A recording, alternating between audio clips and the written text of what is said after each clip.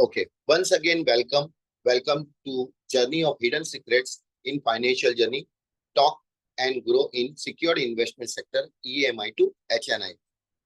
ये फर्स्ट हमारी meeting official meeting होने जा रही है।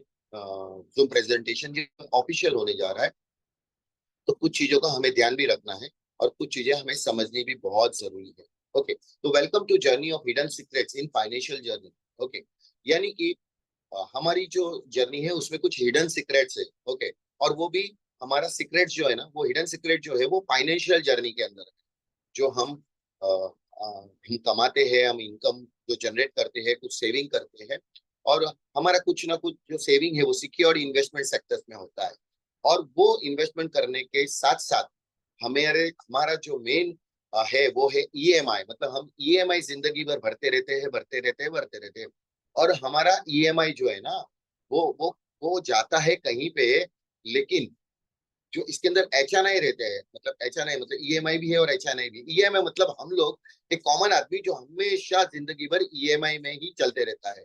और जो एचएनआई है, उनके पास में बहुत सारी अपॉर्चुनिटीज रहती है, और वो फाइनेंशियल जर्नी के अंदर हिडन सीक्रेट्स जो रहता है वो उस जर्नी के साथ में जाते हैं, जिसका नाम है प्री आईपीओ अपॉर्चुनिटी। ओके, वहां पे उनका कदम जो है हाई नेटवर्क इंडिविजुअल्स, मतलब बड़े बड़े कॉर्पोरेट सेक्टर्स, बड़े बड़ी बैंक्स, बड़े बड़े जो कहते हैं ना कि कॉर्पोरेट सेक्टर्स वाले, ये सारी की जर्नी जो होती है ना, सीक्रेट जर्नी होती है, वो प्री आईपीओ में होती है। चलो इसको हम आगे से ज्यादा समझेंगे अगली स्लाइड से।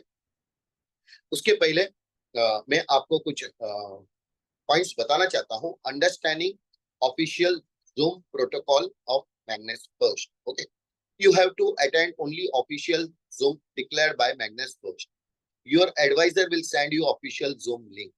Any other unofficial Zoom calls or group meetings, discussions, any incorrect information will not be considered by organizations.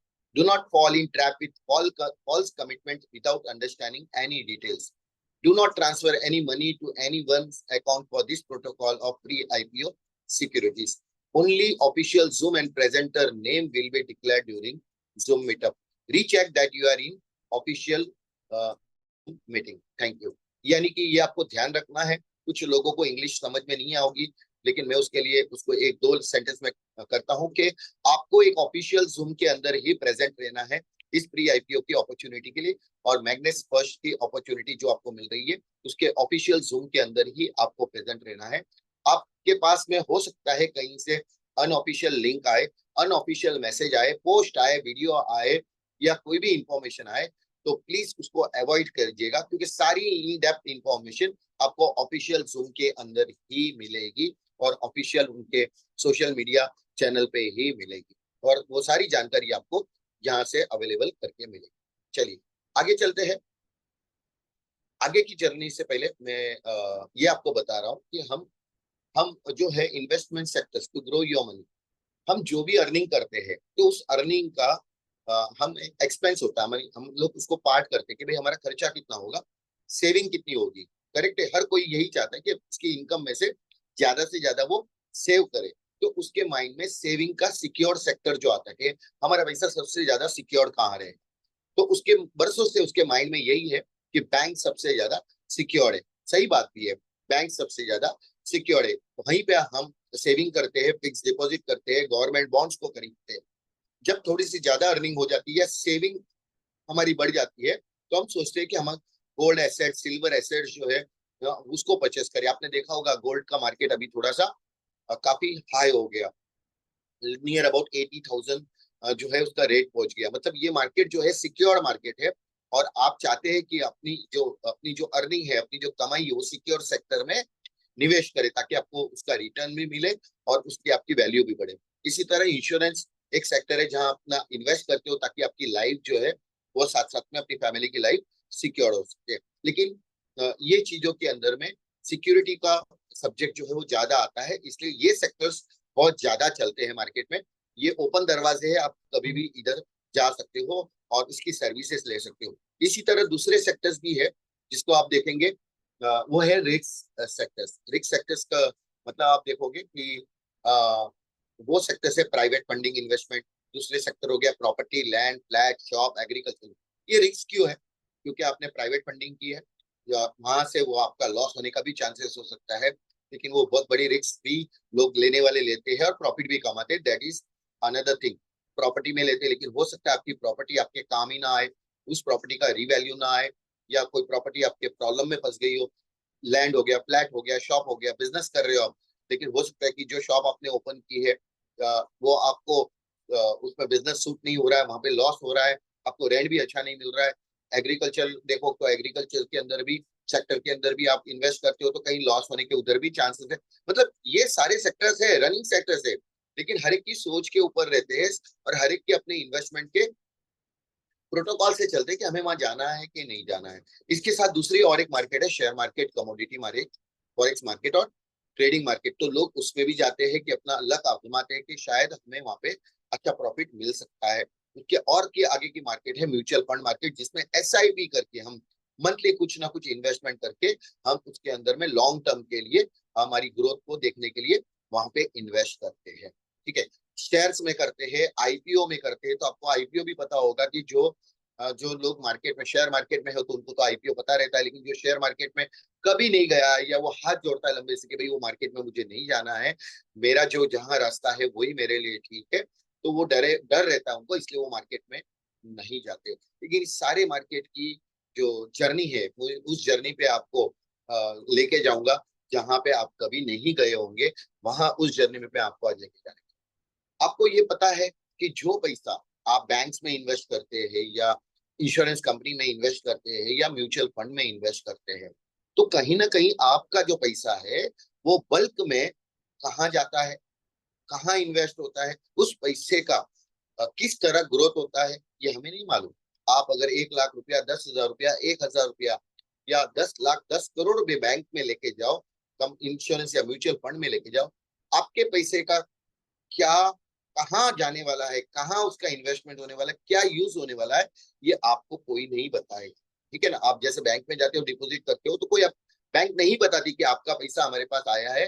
वो सिक्योर जरूर है, वो तो आपको भी पता है वो सिक्योर है, लेकिन उसका इन्वेस्टमेंट कहाँ जाता है ये आपको नहीं पता है। इसके लिए गवर्नमेंट का एक प्रोटोकॉल है कि जहां आप इन्वेस्ट करोगे उसके सामने उसका जो रिटर्न मिलने वाला है, आपको वैल्यू मिलने वाली है, वो डिसाइडेड होती है। और आपका सिक्योर्ड इन्वेस्टमेंट होने की वजह से आप उस जर्नी के साथ में चलते रहते हो।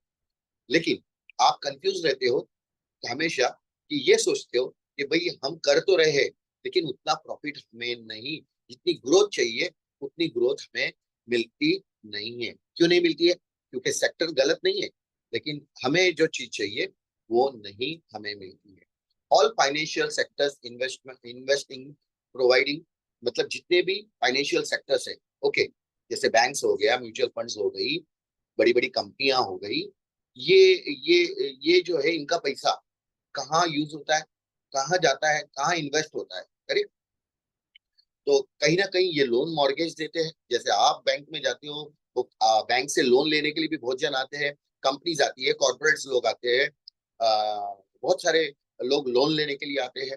ओके। और लोन लेके भी लोग उसके अंदर कमाल कर लेते हैं, उस लोन का ही पैसे को कहाँ यूज करना है लॉन्ग टर्म के लिए, वो भी आइडिया लगा के कंपनियों से, बड़ी बड़े बैंक से भी लोन लिया जाता है। कहने का मतलब है कि ज्यादातर जितनी भी बैंक्स होती है, इंश्योरेंस कंपनियां या म्यूचुअल फंड कंपनियां, ये प्री आईपीओ यानी अर्ली इक्विटी में इन्वेस्ट करती है। अभी ये मार्केट कौन सी है? ये मार्केट है, लेकिन ये हमारे से हिडन है। और हमें नहीं पता कि प्री आईपीओ क्या होता है। आपको ये रास्ता बताया ही नहीं गया, या बताने वाला कोई नहीं है, या इसका जरिया हमारे पास अवेलेबल नहीं है। मतलब majority of all this sectors grow money, they grow दिया मनी। मतलब बैंक कहाँ से पैसा कमाती है, ये ये म्यूचुअल फंड कंपनियां कहाँ से पैसा कमाती है, या इंश्योरेंस सेक्टर्स कहाँ से पैसा कमाता है, तो ये अपना कुछ हिस्सा प्री आईपीओ सेक्टर्स में इन्वेस्ट करते हैं। वहां पे उनका अमाउंट जो है वो काफी गुना मल्टीप्लाई होता है। कितना मल्टीप्लाई होता है मैं आगे की नेक्स्ट स्लाइड में आपको बताऊंगा। तो understanding between IPO versus pre IPO, तो सबसे पहले हम आईपीओ को समझेंगे। आईपीओ क्या होता है? आईपीओ होता है इनिशियल पब्लिक ऑफरिंग। जितनी भी कंपनी अगर उसको शेयर्स में आना है, पब्लिकली आना है, तो उसको आईपीओ में आना पड़ता है। ओके। लेकिन आईपीओ में आने से पहले उसको एक प्रोटोकॉल से पास होना पड़ता है, सेबी के गवर्नमेंट के रूल्स के प्रोटोकॉल से चलना पड़ता है, तब ही जाके वो आईपीओ में आ सकता है। क्योंकि आईपीओ के अंदर पब्लिक का इन्वेस्टमेंट लगता है, तो वो सिक्योर जगह पे होना चाहिए, सिक्योरिटी होनी चाहिए। इसके लिए उसके प्रोटोकॉल यानी सारे प्रोटोकॉल के जरिए से ही आना होता है। उस प्रोटोकॉल के बिना उसको उसको उसकी लिस्टिंग जो है वो नहीं। तो आईपीओ के लिए आपके पास ओपन अपॉर्चुनिटी है। कोई भी कॉमन पर्सन जो है 18 साल के ऊपर, वो उस अपॉर्चुनिटी में आईपीओ के लिए जा सकते हैं, और काफी लोग जाते भी हैं। लेकिन उसका एक डिसएडवांटेज है जो मैं आगे बताऊंगा। इसके पहले की मार्केट है pre IPO early equity initial public offering. अभी इसके भी एक पहली मार्केट है जिसको कहा जाता है प्री आईपीओ। लेकिन ये तो हमने आज पहली बार सुना, या कुछ ट्रेडर ने सुना होगा जो इसके बारे में जानकारी रखते हैं, लेकिन उनको भी इन डेप्थ इसके बारे में मालूम नहीं है, क्योंकि वहां रास्ता ही खुला नहीं है। वो रास्ता किसके लिए खुला है? Open to HNI clients. HNI clients मतलब जिसके पास में करोड़ों रुपए है, 5 करोड़, 10 करोड़, 20 करोड़, छोटे छोटा अमाउंट हम 5 करोड़ बोलेंगे, और बड़े में तो 500 करोड़, 5000 करोड़ या 50,000 करोड़, कितना भी हो सकता है। तो ये सिर्फ उनके लिए ही जगह है वहां पे जाने का। प्री आईपीओ की इंडस्ट्री में उनको ही अपॉर्चुनिटी मिलती है। और यहाँ पे बैंक्स जाती है, इंश्योरेंस कंपनियां जाती है, बड़े बड़े कॉर्पोरेट सेक्टर जाते हैं, बॉलीवुड के इवन स्टार्स वहां पे जाते हैं इस इंडस्ट्री। और हमसे कॉमन इंसान से ये मार्केट पूरी हिडन है। आगे चलते हैं। अभी आप देखिए, आपकी जो जर्नी चली है, which is more profitable and asset creator and secure platform of investment. मतलब आप कभी भी देखो, सोचो, समझो कि सिक्योर प्लेटफॉर्म कौन सा है इन्वेस्टमेंट का। आप जहां कर रहे हो तो बैंक है, गोल्ड है, म्यूचुअल फंड्स है।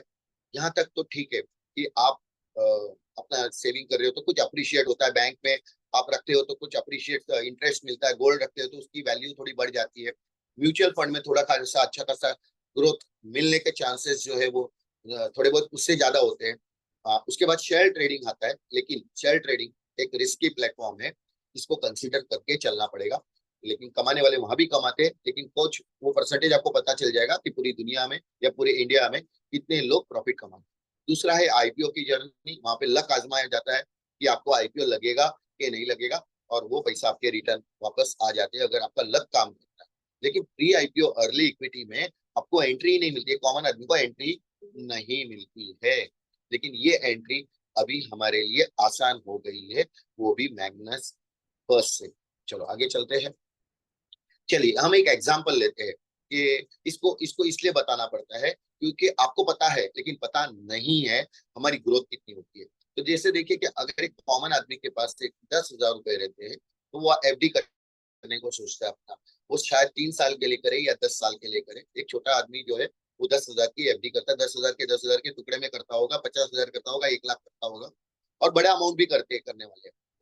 एफडी में उसको 3 साल की ग्रोथ में लगभग जो है इंटरेस्ट रेट जो फ्लक्चुएटिंग होता है, उसके लगभग जो है एस्टिमेटेड है, उसको करेक्टली मत समझिए, एस्टिमेटेड है, तो 13,000 हो जाते हैं। लेकिन इसी को अगर वो 10 साल रखता है तो कम से कम 20,000 से के आसपास में इसकी 10 से 11 साल में वो लगभग 20,000 या के आसपास में उसकी डबल हो जाती है वैल्यू। लेकिन इन्फ्लेशन रेट की वजह से 6 to 10% इन्फ्लेशन रेट के गिरने वजह से वो ग्रोथ हुई वैल्यू जो है ना, एक्चुअली वो ग्रोथ नहीं होती है। जब आप उसको खर्चा करने जाएंगे तो जो 10 साल पहले उसको आपको परचेस करना था और उसी चीज को आप परचेस करने जाएंगे तो उसकी वैल्यूएशन उससे कहीं गुना ज्यादा हो चुकी रहती है। गोल्ड में रिस्क रहता है, वैल्यूएशन जरूर बढ़ती है, लेकिन उसको होल्ड करना, उसको संभाल के रखना, उसको लॉकर में रखना, और गोल्ड बेचने पे भी आपका डेप्रिसिएशन वैल्यू जो है मिल जाता है, चोरी होने का डर रहता है। तो बहुत सारी चीजें, लेकिन उसका वैल्यूएशन थोड़ा अप्रिशिएट जरूर होता है। तो आप 10 साल में देखोगे तो सॉरी 10,000 की जो आपने एक गोल्ड ले लिया, मान लीजिए आज आपने, आगे आने वाले 10 साल में उसकी वैल्यू लगभग 30,000 के आसपास होगी। इसी तरह म्यूचुअल फंड में आप देखोगे तो 10,000 रुपए आज अगर म्यूचुअल फंड में करते हो, लगभग उसकी भी ग्रोथ 12-15 हजार, और 10 साल के अंदर में लगभग 40 से 50 हजार होने के चांसेस होते भी है और हुए भी है, नो इशू। आईपीओ में मिनिमम से मिनिमम लगभग आपको 15-20 हजार रुपए चाहिए, और आपका सच में लक चाहिए तो ही आपको जो है आईपीओ जो है इश्यू होगा, वरना वो नहीं इश्यू होता है। और आईपीओ इश्यू होने के बाद भी जब वो लिस्ट होता है तो उसकी प्राइस जो है फ्लक्चुएशन होती है, हो सकता है वो लिस्ट होने के बाद उसकी रेट नीचे गिर जाए। शेयर ट्रेडिंग में अगर आप 10,000 से भी शुरू करते हो, आपका लक है, आपका प्रॉफिट भी हो सकता है और लॉस भी हो सकता है। तो हर एक कोई समझता है कि शेयर ट्रेडिंग के अंदर में बहुत बड़ा प्रॉफिट होता है, इसने इतना कमा लिया, उसने इतना कमा लिया, उसने इतना बड़ा बंगला खरीद लिया, कार ले ली, पॉसिबल है, लेकिन रिस्क भी है। आपका लक अगर फेवर नहीं करता है, आप कितने बार भी ट्रेडिंग के अंदर जाओ, शेयर ट्रेडिंग के अंदर जाओ या कोई भी ट्रेडिंग प्लेटफॉर्म के अंदर जाओ, जब आप कमा भी लोगे तो सारा पैसा कहाँ गायब हो जाएगा, कहाँ खत्म हो जाएगा, आपको भी पता नहीं चलेगा। और आप हो सकता है कि कर्जे में भी चले जाओ इस सेक्टर को लेके, और हो सकता है कि बहुत से लोग इस ज्यादा कर्जा होने की वजह से और सुसाइड केसेस भी देखने को मिल सकते हैं। तो ये सारी चीजें इसके अंदर में होती है, इसलिए जो सिक्योर चीज है वहीं पे हमें ज्यादा करके ज्यादा मैक्सिमम अमाउंट वहां पे जो है हमको सेविंग करनी चाहिए। ओके, अभी प्री आईपीओ क्या है, यहाँ पे बताया है, एक मार्केट और है प्री आईपीओ की, only for corporate banks insurance.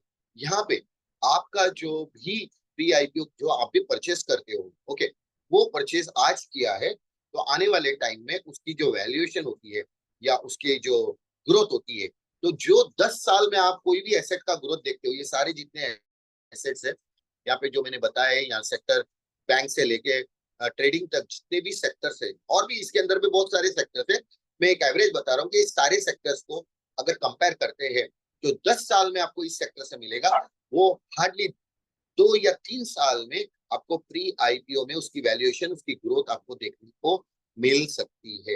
ये कैसे पॉसिबल है, आगे की जर्नी हम नेक्स्ट स्लाइड में देखेंगे।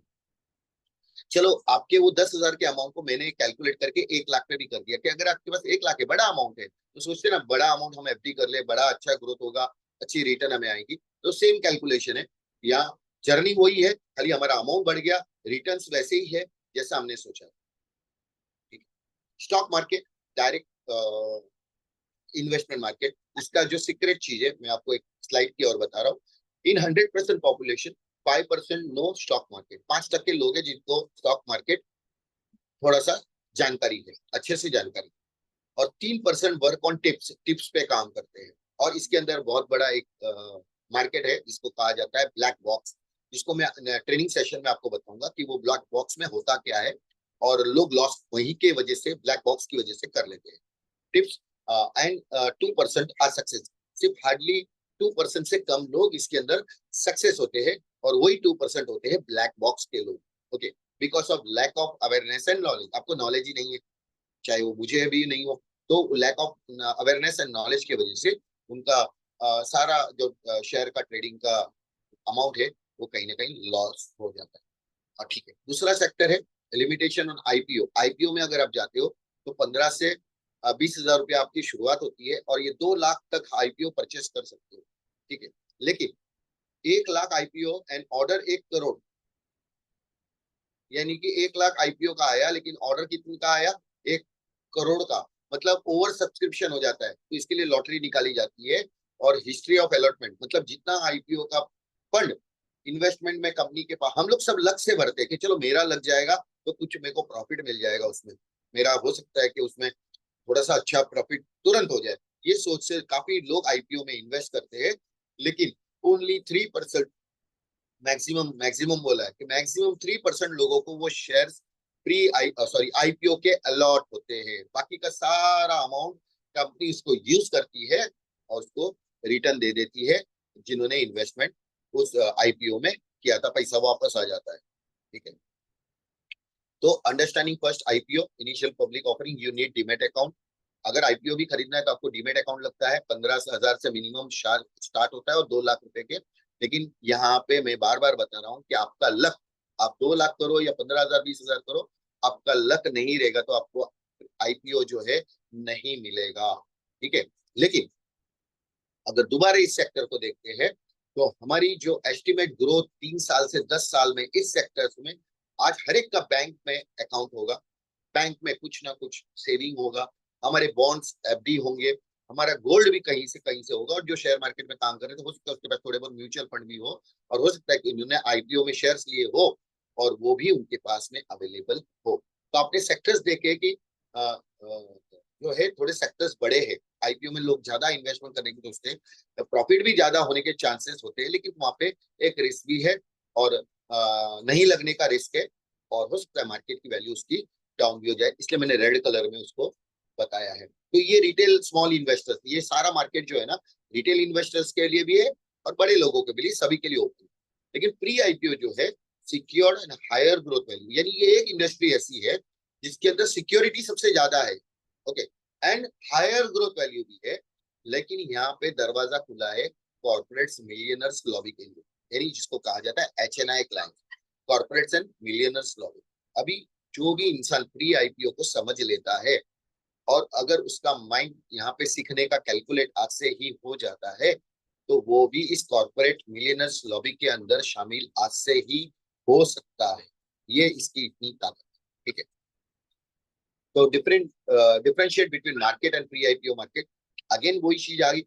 आप कहाँ इन्वेस्टमेंट करते हो? Bank, recruiting deposit, mutual fund, gold, government security, bonds, employ trust fund, provident fund, public fund. आपका कहीं ना कहीं पैसा जो है पड़ा हुआ है, उसको ऐसे सेविंग करके रखा हुआ है, आपने उसको काम पे नहीं लगाया, उसको बिजनेस में नहीं लगाया, और बिजनेस में लगाने का रिस्क भी था, तो आपने सिक्योर जगह पे रखा, और इन्फ्लेशन भी 6 से 10% है, तो मतलब आपकी वैल्यू जहां वहां मिल रही है वो भी लगभग इतनी अप्रिशिएटिंग नहीं है। लेकिन यहाँ पे रिटर्न्स मोर देन 3x, मतलब प्री आईपीओ की अपॉर्चुनिटी में लगभग लगभग आपको 3 गुना से ज्यादा जो है उसकी वैल्यूएशन मिलने को आपको देखने को मिल सकता है, और वो भी सिक्योर्ड, सभी से ज्यादा सिक्योर्ड जगह पे, ओके।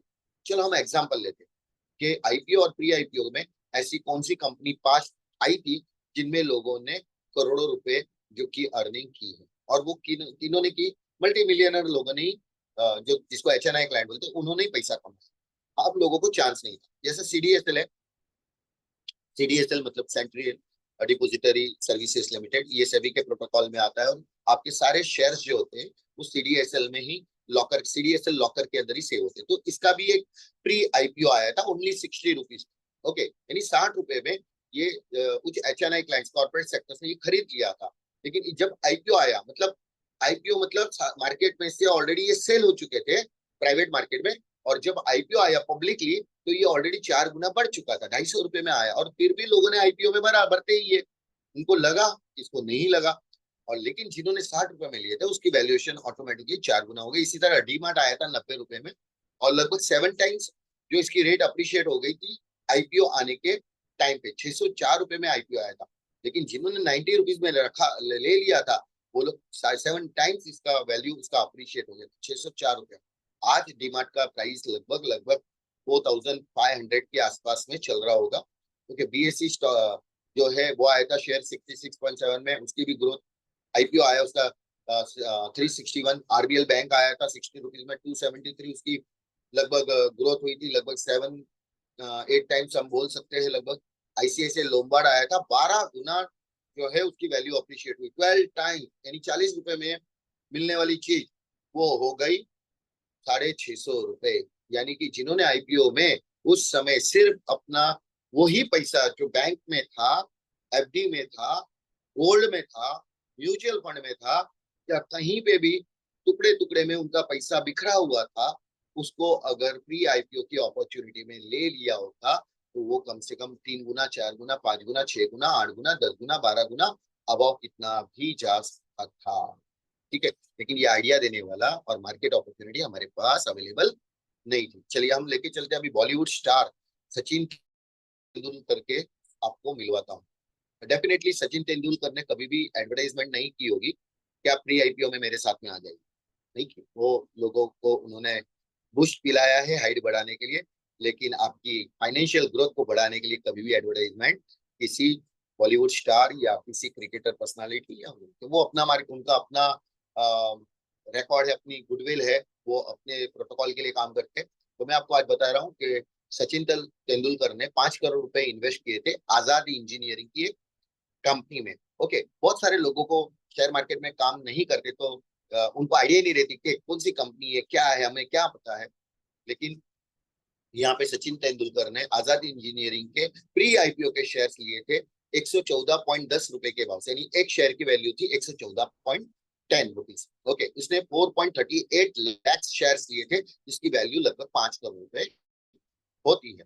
और ये करीबन 2022 के आसपास इन्होंने इसका आईपीओ जो आया था, और ये जो लिस्ट आईपीओ जो आया था वो करीबन दिसंबर 20 तारीख को 2023 में आया था, और उसकी वैल्यू जो है, प्राइस जो है, वो लगभग 500 से 524 में आई थी। लेकिन इन्होंने शेयर्स पहले से ही खरीद के रख लिए थे 1.5 साल 2 साल पहले ही ये प्री आईपीओ के शेयर जो है उन्होंने खरीद के प्राइवेटली रख लिए थे, क्योंकि अपॉर्चुनिटी उनके पास ही थी कि उनके पास में बड़ा फंड था, 5 करोड़ 10 करोड़ 20 करोड़ 50 करोड़ उनके पास ही रहे।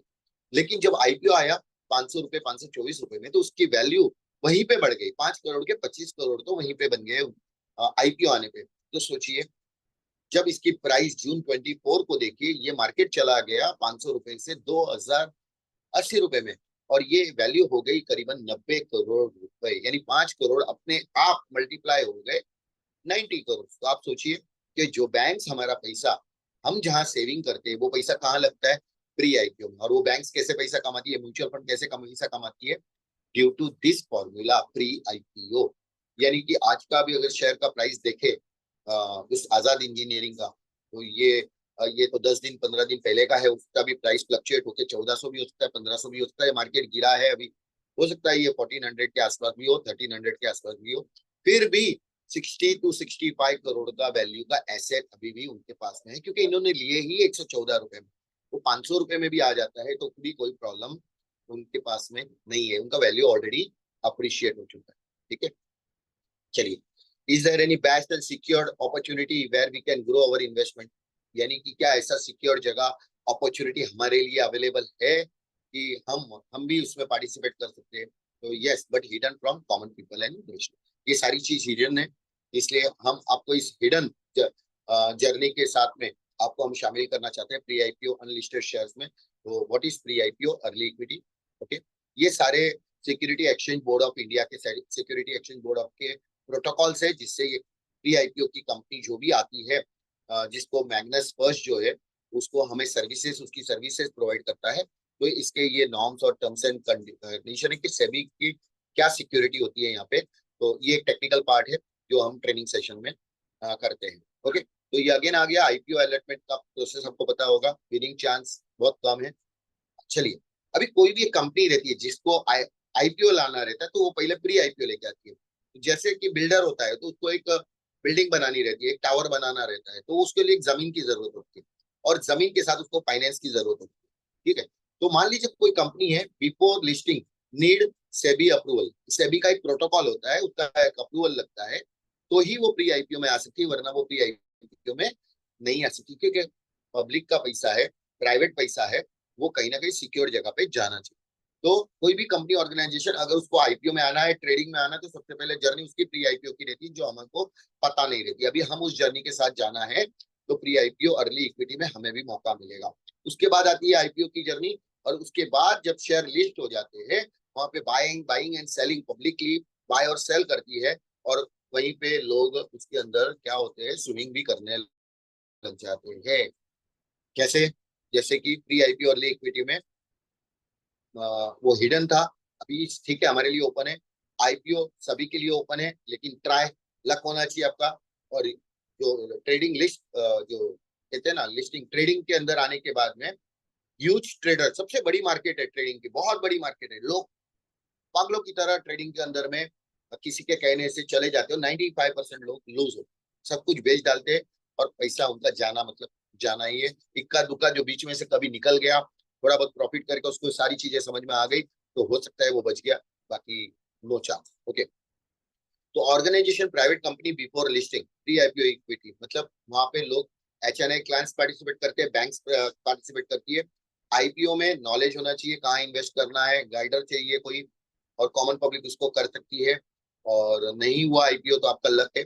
और पब्लिकली जाने के बाद अपॉर्चुनिटी, इन्वेस्टर्स सबके लिए अपॉर्चुनिटी ओपन है, दरवाजे खुले हैं ट्रेडिंग के लिए, लेकिन बहुत बड़ा रिस्क है। चलो, ये मैं बार बार इसलिए समझा रहा हूँ क्योंकि आपका पैसा है, आपको कहाँ लेके जाना है, कहाँ सिक्योरिटी आपको ज्यादा फील होती है, ये आप पर ज्यादा निर्भर करता है। तो about Magnus First, Magnus first क्या है, मैग्नस फर्स्ट जो है बड़े बड़े एचएनआई क्लाइंट्स को पार्टिसिपेट, तो प्री आईपीओ के अंदर में पार्टिसिपेट करने का ऑप्शन देता है। अगर आपके पास 5 करोड़ 10 करोड़ 20 करोड़ 50 करोड़ है, तो आप भी हमारे मैग्नस फर्स्ट के पास आ सकते हो, एचएनआई क्लाइंट्स बन के।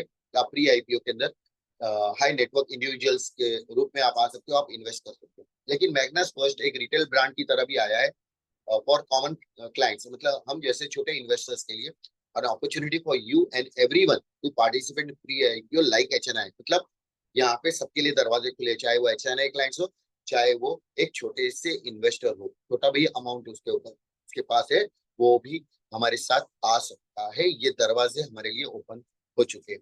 तो Magnus first type of SIP, यहाँ पे जिस तरह से आप बैंक में आप सेविंग करते जाते हो, हर दिन भी करते हो, हफ्ते हफ्ते भी करते हो, महीने महीने भी करते हो, तो आप उसको सोचते हो कि भाई कभी ये पैसा मुझे आगे जाके काम आ जाएगा, अगर उसकी ग्रोथ इंटरेस्ट हो गई तो काम आ जाएगी। इसी तरह वो ही अमाउंट अगर आपको नॉलेज समझ में, जो नॉलेज मिल रहा है उस चीज को समझ में आ गया है, तो आप वहां पे बैंक से ज्यादा आप सिक्योर फील करोगे प्री आईपीओ के अंदर। तो इसका एक सिस्टमेटिक एक एसआईपी प्लान बनाया गया है, जिसमें आप हजार हजार रुपए के प्री आईपीओ के शेयर्स परचेस कर सकते हो। और हमारे पास में उसकी लिस्ट अवेलेबल है कि कौन से प्री आईपीओ के सिलेक्टेड शेयर्स जो है, 5-6 शेयर्स है, उसमें से आप कोई भी परचेस कर सकते हो। तो परचेस करने का प्रोसेस जो है वो आप हर महीने एसआईपी कर सकते हो। मतलब ऐसे ही समझो कि आप उसको सेविंग कर रहे हो बैंक में, इसी तरह आप सेविंग कर रहे हो एसआईपी में। लेकिन सेविंग और इन्वेस्टमेंट दोनों में फर्क है। एसआईपी जो है आप 1000 रुपए की आप इन्वेस्ट कर, आपकी सेविंग का इन्वेस्टमेंट कर रहे हो, ताकि इन्वेस्टमेंट में ग्रोथ होती है, सेविंग में ग्रोथ नहीं होती है। अगर आपने 36 मंथ तक आपके हजार हजार रुपए के शेयर्स आपने आपने ले लिए और सारा शेयर्स आपके डीमेट अकाउंट में ट्रांसफर हो जाता है, क्योंकि इसमें शेयर्स परचेस करना मतलब आपके डीमेट में सिक्योरिटी जो सेक्टर है, सिक्योरिटी जोन है, सिक्योरिटी लॉकर है, वो है डीमेट अकाउंट। आपके सारे डीमेट आपके सारे शेयर्स जो है वो डीमेट अकाउंट में ट्रांसफर हो जाते हैं। लेकिन इसके साथ आप कोई भी चीज खरीदते हो या प्री आईपीओ आप खरीद रहे हो और यहाँ पे सिलेक्टेड स्क्रिप्ट्स आप खरीद रहे हो, तो आपको साथ में फ्री बोनस शेयर्स भी अवेलेबल हमारे मैग्नस फर्स्ट कराती है। और ये बोनस है, जितना आपने 36,000 का प्री आईपीओ परचेस किया है, उतना ही बोनस के रूप में आपको 36,000 का बोनस के रूप में आपको एवरी मंथ के 1000 रुपीज के बोनस शेयर्स, वैल्यू के शेयर्स आपको वापस से मिलने लग जाएंगे। मतलब 36,000 रुपए का तो शेयर्स आपको मिल ही गया आपके पैसे से। लेकिन आपको और एडिशनली 36,000 का बोनस के रूप में जो है वो शेयर्स आपको जो है मिलेगा। अभी इसकी वैल्यूएशन कितनी होगी? आपने 36,000 के शेयर्स को ले लिए, अभी इसकी वैल्यू कितनी बढ़ सकती है हमारी? तो जैसे मैंने कहा था, जो 10 साल के अंदर में बैंक्स हमको वैल्यूएशन देती है या म्यूचुअल फंड हमें उसकी वैल्यू देती है, वो 2 या 3 साल में उसकी ग्रोथ और वैल्यू आप यहाँ पे देख सकते हो। तो आपको ये अंदाजा लगाना है कि मुझे 10 साल के लिए बैंक के लिए जाना है, या मुझे 10 साल के 2 या 3 साल के लिए, या 1-1.5 साल 2 साल 3 साल के लिए मेरे को प्री आईपीओ में जाना है। तो यहाँ पे आपकी एसेट वैल्यू 72,000 की बन जाती है। और आप सोचिए कि अगर एस्टिमेट किया जाए तो आपका 3 टाइम्स भी अगर ग्रोथ है, तो वो लगभग लगभग आपका 72,000 आपका 3 लाख, 4 लाख, 5 लाख, 6 लाख कितना भी ग्रोथ बन सकता है। लेकिन आपकी प्री आईपीओ से वैल्यू से ज्यादा ही आपको उसकी ग्रोथ देखने को मिलेगी। ओके, ये तो हो गया हमारा एक छोटा सा एक स्मॉल सेविंग का एक बहुत बड़ा एग्जाम्पल। ओके, अभी कुछ लोग कहते हैं कि किसके पास थोड़ा सा हाई इन्वेस्टमेंट रहता है, तो आप मल्टीपल एसआईपी कर सकते हो, आप 2,000 की एसआईपी कर सकते हो, 3,000 की मंथली एसआईपी कर सकते हो, वन टाइम भी इन्वेस्ट कर सकते हो, बहुत सारी चीजें। लेकिन हमारे पास एक odd and value SIP plan है, एड ऑन वैल्यू एसआईपी। इसके अंदर में मंथली 6,000 रुपीज आप एसआईपी करते हो, आपको मिलता है 6,500 के शेयर्स। ओके, जो भी रेट होगी उसके वैल्यू के ज्यादा आपको 500 रुपए की ज्यादा मिलेगी। नेक्स्ट मंथ आएगा, अगेन आपने 6,000 के शेयर्स बाय किए, तो आपको उसके 7,000 के वैल्यू के एसआईपी मिलेगी। थर्ड मंथ अगेन 6,000 का एसआईपी किया, आपको 7,500 की एसआईपी मिलेगी। इस तरह से एवरी मंथ अगर आप 6,000 का एसआईपी करते हो और आपको शेयर्स जो है उसके उससे ज्यादा की वैल्यू के every month add on value के हिसाब से आपको शेयर्स जो है अलॉट होते हैं। मतलब आपने एक साल में 72,000 रुपीज प्री आईपीओ परचेस किया, लेकिन उसकी वैल्यू जो है अपने आप 1,11,000 की आपको उसके वैल्यू के शेयर्स आपको मिल गए। तो ग्रोथ तो वहीं पे 12 महीने में ही आपकी होगी। अगर आप उसको नेक्स्ट ईयर भी कंटिन्यू करना चाहते हैं, तो अगेन 24 महीने तक देखो कि आप 6,000 भर रहे हो और आपको 24 महीने में 18,000 के शेयर्स मिल रहे हैं। यानी यहाँ पे भी 72,000 आपने लगभग आपने प्री आईपीओ परचेस किया और आपकी वैल्यू 1,83,000 के शेयर्स आपको मिले। इसी तरह थर्ड ईयर आप देखो, 25 से लेके 36 मंथ तक, आप लास्ट में 36 मंथ तक आप 6,000 रुपया भर रहे हो, तो आपको 24,000 के शेयर्स मिल रहे हैं। मतलब आपने पूरे साल में 72,000 थर्ड ईयर में दिए और आपको उसके सामने 2,55,000 के फ्री वैल्यू के बोनस शेयर्स जो है मिल रहे हैं। चलो इसको हम एस्टिमेटेड काउंट करते हैं कि आपने हर साल 72,000 के शेयर्स लिए, यही 72,000 आप बैंक में, एफडी में, म्यूचुअल फंड में डाल सकते थे।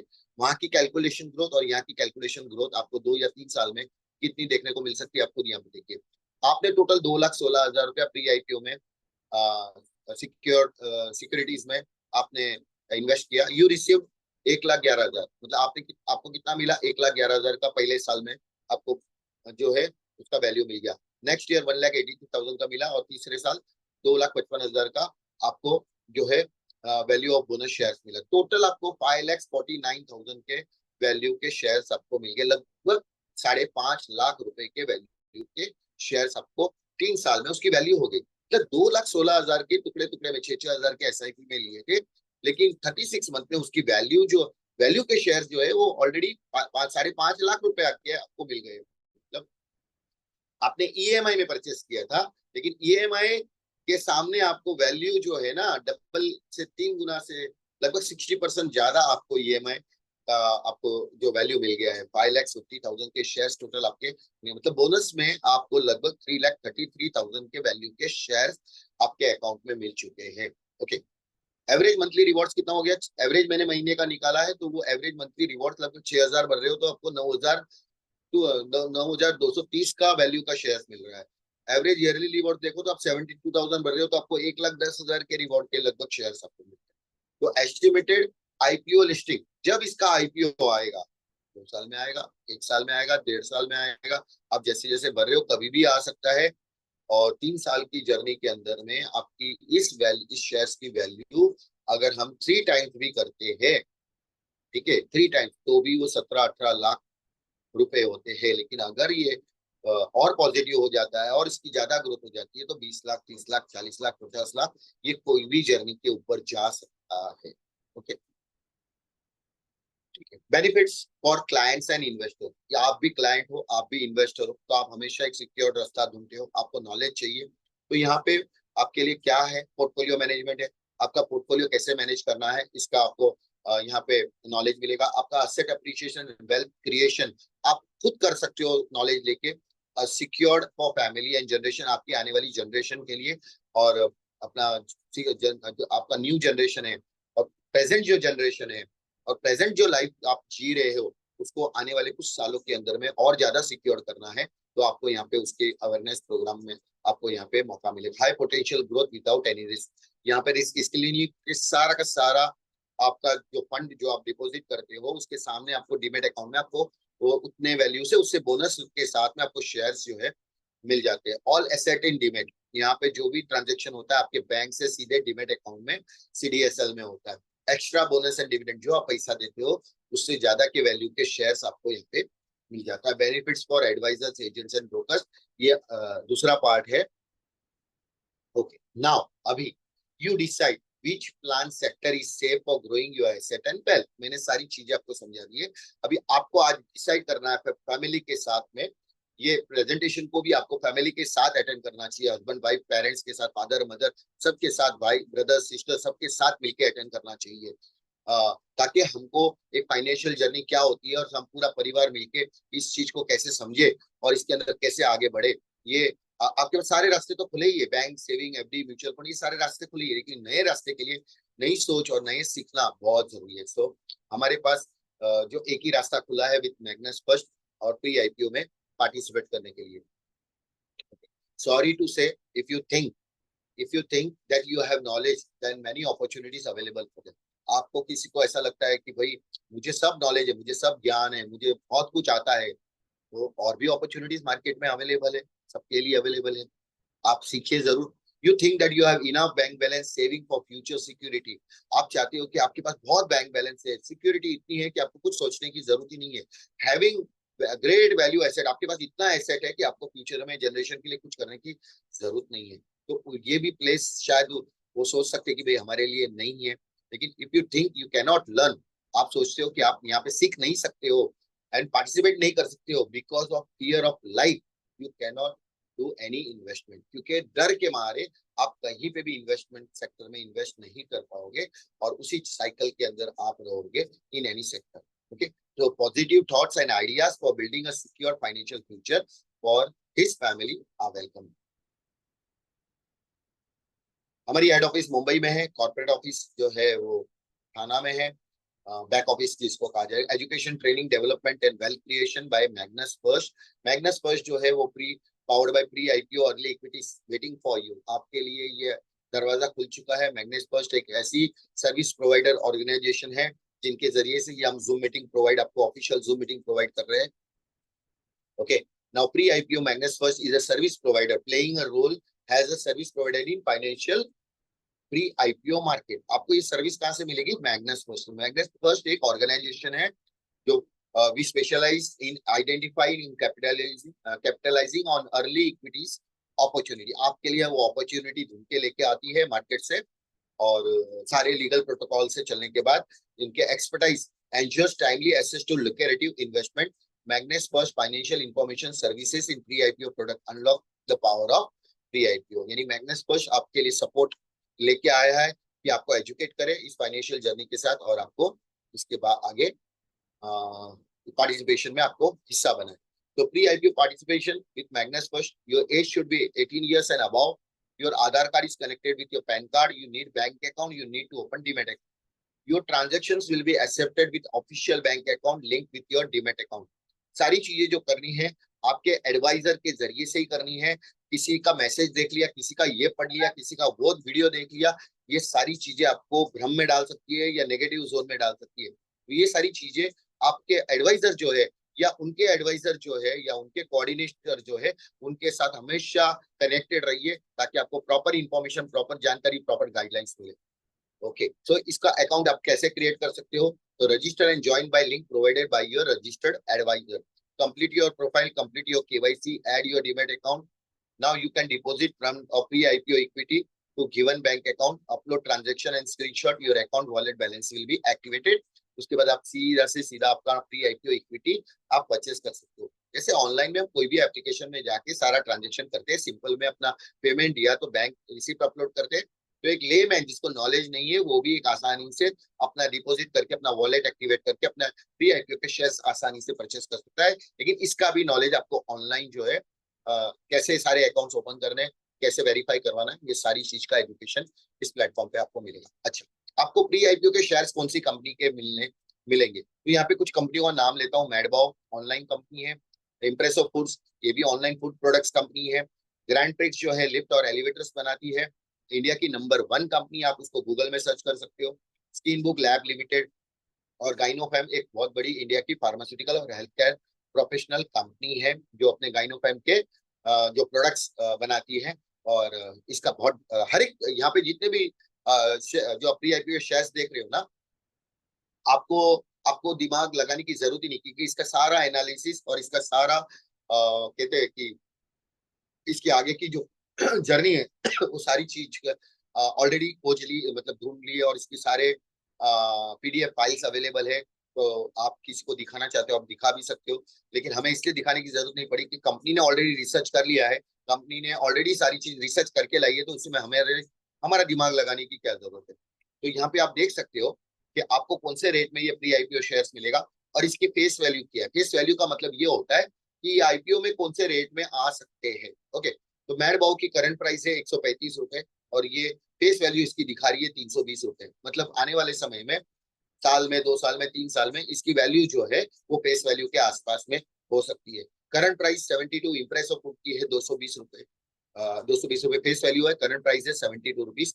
यानी आने वाले समय में हो सकता है इसकी फेस वैल्यू या आसपास में इसका आईपीओ आए। इसी तरह ग्रैंड प्रिक्स है 75 रुपीज में, और बहुत अच्छी कंपनी है, लिफ्ट्स बनाती है, बड़े बड़े मॉल्स में लिफ्ट्स बनाती है। इसकी भी फेस वैल्यू लगभग आप देखते हो 250 के आसपास में है, और current price skin book labs का है वो नियर अबाउट 60 रुपीज में।